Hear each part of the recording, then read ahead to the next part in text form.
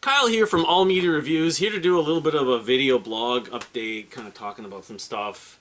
One thing, the first announcement I can make, stuff just comes out of nowhere like this.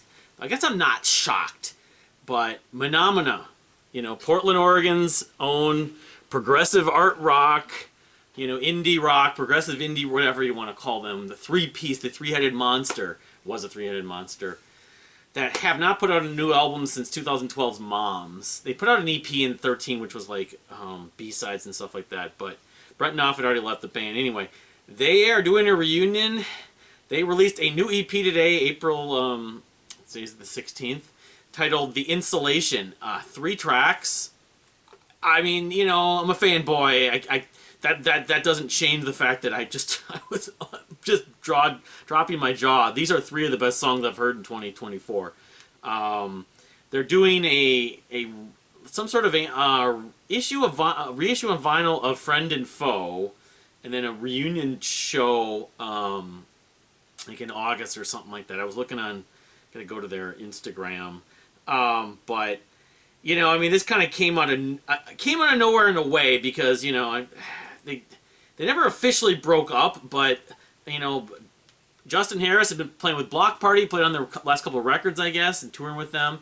Danny Syme put out a new record last year from his solo project Lack Thereof.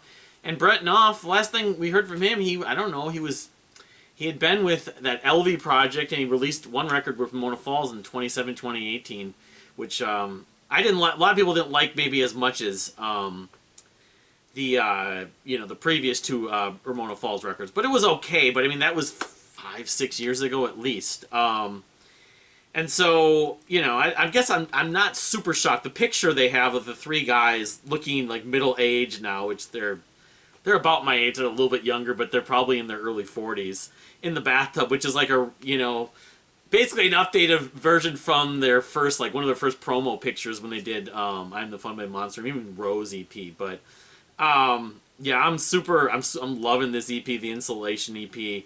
Probably could just go over the track list quickly. But it's on Bandcamp and it's on Spotify, of course, just digital. I don't know if there's going to be more. Let's hope that the artwork's cool and everything like that. The 3 tracks, The Insulation, Copious, and Caravan. I mean, having Brent back was a big deal to me.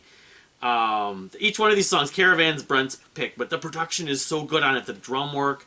The Insulation, I believe, is a Danny song. Danny Syme, and Copious is Justin Harris. But yeah, big thumbs up to this new EP, and just great to have them back. So related to that, of course, I just uploaded the first slideshow for Progressive Rock, Art Rock History, Chapter 1, 2000 to 2004. I've linked them. I'm compiling playlists for them.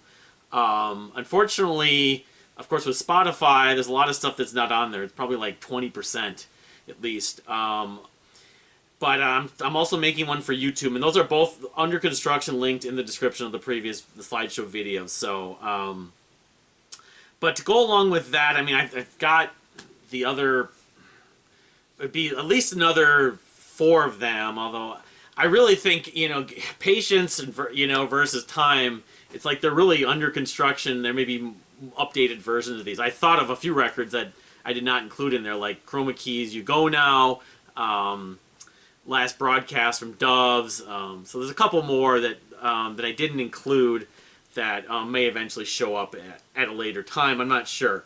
And that's why I'm trying to be as thorough as possible with the further slideshows. But using a little live stuff from Dredge really was a good idea. I think it's probably fine because it's on archive.org anyway. So as background music and everything like that. And the thing is, I've talked about this, but I haven't talked about it in detail. I've talked about it in the blog, but I want to do more with these than just a slideshow. Slideshow's great. I've included the whole calendar chronology with them, but if I'm really wanting to do it justice to me, I want to tell the story of these albums and what they're about. And I want to be creative with it, but I think from a practical standpoint right now, I'm going to try to, instead of trying to make like real enhanced animated or like very found footage, depending on how well that goes, I'm going to trying to like sync up all these little clips of audio. I will probably do either before or after I get around to that. I'm going to just kind of go over the story with my physical copies on camera here. Each year. Won't be 2000, 2004, because that would be way too long of a video.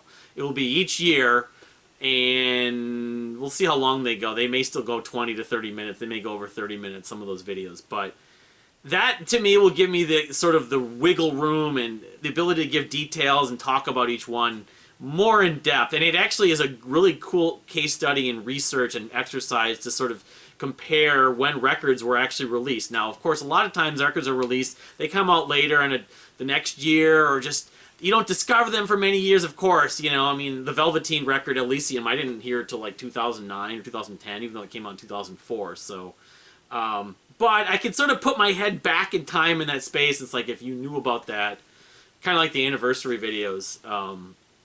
It's kind of a neat deal, and I mean, it's a ballooning now. It's like getting to be 300 to 400. I don't know if they'll be that thorough, but the intention also is, if I'm going to do that, I may want to try to do something more ambitious with animation or with slides and everything else. But I'm going to have to just bite the bullet and just pick certain ones, because I kind of just started picking records I like but don't love that I think are important.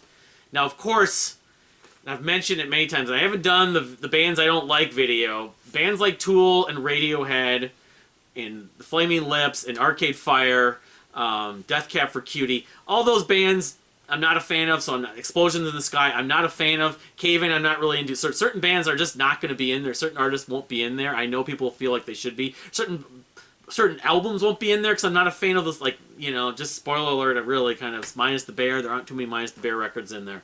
But I've thrown in a couple here and there just for the sake of having them that I don't think are bad. And I'm kind of thinking of obscure, like bands like Far Less, you know. So that's the kind of the beauty of it to an extent. But if I get around down the road here, maybe in 9 months to a year, I don't know how long it'll take, to doing something more enhanced, more with more creative editing, I'm going to have to sort of pick the cream of the crop. I'm not going to have a choice, but that's the whole point. So, but, you know, I want to, because of course I just finished the Kevin Gilbert Thud series. Now that that's to bed, I can do some stuff with my hard drive and everything like that. And I want to try focusing, trying to catch up and start making more progress on the albums of the year. I'm not doing it today, because I'm sort of step by step trying to not overshare things on social media. But, yeah, I want to do more of those, because I'm on 1987 and I haven't even looked at it last week. So today's Tuesday. I don't know if I can get one done this week. That would be certainly a reasonable goal. There's some new releases coming out on Friday that are a big deal, of course. We're finally going to get Solemn from In Vain, and then the new Local Natives, and we may be getting a Pepe Deluxe song, because they just put a pre-order for a single. So, a lot of these pre-orders, Archive, the band Archive, who involved in the Empire, just like Pepe Deluxe, they are releasing a bunch of records on vinyl right now. You All Look the Same to Me, Controlling Crowds, and Noise. Unfortunately, which I didn't even include Noise, come to think about it, that was another miss. Unfortunately, they didn't, I wasn't able to pre-order the other day. They're coming out this summer, and it's not cheap. It's vinyl, and like double vinyl, triple vinyl, but I got to go back. They're in the UK, so that's the challenge it faces. But you can also mention Crooked Fiddle Band has a pledge. It's like a Possible.com campaign. They have a couple days left, and they're pretty close to their goal. That down under sort of folk rock, chamber folk rock band, progressive folk rock band. But I'm trying to order the CD, although it's not exactly cheap, but because it's done in Australia. But yeah, I think that's about it. I mean, it's like 1987. The hope is, you know, let me see if I can find it. Where's my songs of the year tab? If I can get at least 87 out this week, and you know, maybe have a chance to get 88, because I can just I'm past the whole doing the thud tracks. Yeah, because I mean, 87 isn't a super long year, and then 88, it's just a matter of how many of these I need to review. But a minimum of 87 this week, and then hopefully 88. And that's the thing, I had this mentality about doing the progressive art rock by year thing might be a little bit redundant if I get around to those years. But I I don't know. I don't know if I'll see it because, of course, starting in the year 2000 especially, um, starting in the year 2000, like, there's a large percentage. Though I was thinking about this whole exercise with progressive art rock and the history. I could probably look to do something with progressive metal, something similar. And I'd be sort of taking my liberties and picking my spots. So stuff like in the last decade and change, a lot of it wouldn't probably be included. Unfortunately, I would probably end it. I remember concluding a few years ago that really, for my taste in progressive metal or prog metal, most of it sort of ended around the early 2010s. It's not like nothing has come out that I've like, there's stuff like Native Construct. The thing is, I just mentioning going back to the progressive art rock,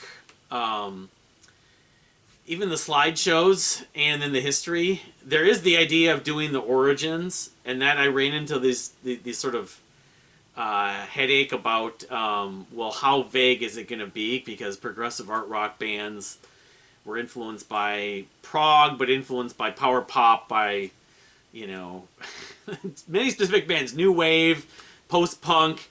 Yeah, it's too vague. So I talked to my friend Christian, and he'll probably find this video and make a comment, and he suggested just looking at the 90s. The 90s is probably the largest connection, and then maybe some from the 80s, but the 60s and 70s have to be sort of very limited because it's just, what am I supposed to do? Take off all prog bands, all the big, 7 bands? It's too much, So, 80s and the 90s especially, there's a lot of key records, key bands that make sense, but sometimes it gets too vague, and again, the Radiohead and Tool thing, it's there, they're relevant, but they're not relevant to my taste to actually feature, so it can give their name, but, so... I think that's about it. I thought there was one other point. I didn't make a point about the Masters, of course, over the weekend. The Marillion list, of course, that was great. Again, to be on that top 10 list with Scott from the Prog Corner, those people that were on there. I may be doing another Marillion video with Christian, actually. Because he was talking about doing it with me, and so we may do that. Because I just was revisiting a lot of the Marillion tracks just to say, what's my definitive. And some of those songs I made in that list from last summer are... I changed things up a little bit as you compare the two videos on the stream versus what I listed, but it's pretty similar. But I want to see his, and we'll talk probably more than just the top 10. We may go top 20 if we have enough time, depending on it. But yeah, that the Brilliant stream was cool, and thank you for if you found that. And I haven't done a top songs for the Deer Hunter or King's X I was reminded of either, which I could do, and I actually would like to get back to doing those React to Spotify lists. Unfortunately, I'm still having the same problem with the clipping with that piece of software, because I was trying to do one of those slideshows with it, and this laptop needs to get replaced, or at least I need to get another laptop because it was dropped and there's moving parts and stuff. Well, it's been operating okay, thankfully, but so that may be kind of put on hold, and I can look into sort of the clipping on those recordings. But I think that's about it, But my whole goal is to get some of this stuff, some of these lists in here, the Minnesota Prog lists. What was the other thing that was over the weekend? Oh, the Timberwolves and the NBA. So it's sort of a slight another subject, non-music related. They have to play Phoenix, who trounced them 3 times this year in the playoffs after they have this unusually, at least for their history, successful season. They could have had the first seed.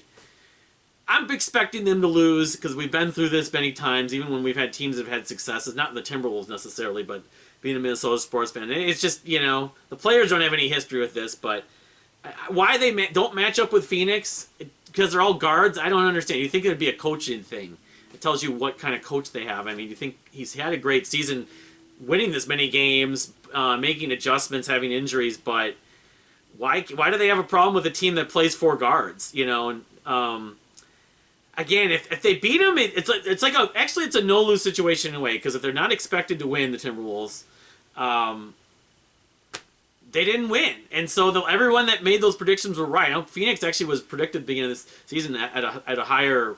There's a better odds for them to win the NBA title than Timberwolves. But with the record and the season they have and the whole court advantage, you think that would make a difference. And if they beat them, then they maybe got the monkey off their back to an extent. But I just think, Phoenix, while they had a decent record, the record's kind of, the Timberwolves haven't lost 3 games straight this whole season either. That doesn't mean they wouldn't necessarily do this and still lose the series. But I don't know. It's just so typical of Minnesota sports. 33 years we haven't won a major championship. I mean, the Lynx won, which, by the way, the WNBA draft was the other night, and Caitlin Clark, of course, went 1. The Timberwolves ended up with Pill, something like this woman who played with Utah. But I don't know. I don't want them to tank, but in a perfect situation, Paige Beckers will end up with the Lynx. But yeah, I mean, what's your prediction on the NBA playoffs? It should be interesting, even if the Timberwolves don't make a run, to see Denver, Oklahoma City. I'm still not totally sold on, and then to see Denver and Boston play would be great right now. But I don't know. We'll see. I'm just been there, done that with this stuff. They had this great season. I mean, the Wild had a great season a few years ago. What happened to them? First round and one and out, one and done. The Twins, they beat Toronto in the playoffs last year, but so, as a Minnesota sports fan, we kind of just don't expect to win. We expect to win if it's a different, maybe it's the Lakes. So, but yeah, that's kind of what's up. I'm going to hopefully I can get those slideshows, the other ones up in the next week, maybe in a few days, next couple weeks minimum. But the problem I keep on facing is, I forgot this, or I forgot this album, So they're really rough drafts, just like the Albums of the Year series. So, and 1987. I'm not sure about the Minnesota prog list and the hate list, the bands I don't like list. I don't know if those are going to come up this week. There was one other thing, but I just think I've been so consumed and sort of attached to the modern progressive art rock list that it's sort of kind of snowballed. But I do want to, get back now that I'm done with the Thud series to doing the Albums of the Year stuff and, start to see some progress and get into the 90s. And then I'll kind of meet the progressive art rock sort of full circle. And then I'll be talking about these records. I'll be talking about a lot of records when you get into the 2000s, the Albums of the Year that I talked about in the modern progressive art rock sort of year by year discussion. But maybe what I'll end up doing, actually, come to think about it, is I'll end up linking that video, the other video, when I make that video. So it's like, well, here's this is a little bit of rehash, but my apologies, but here it is. So, but thank you for watching, and we'll see you next time.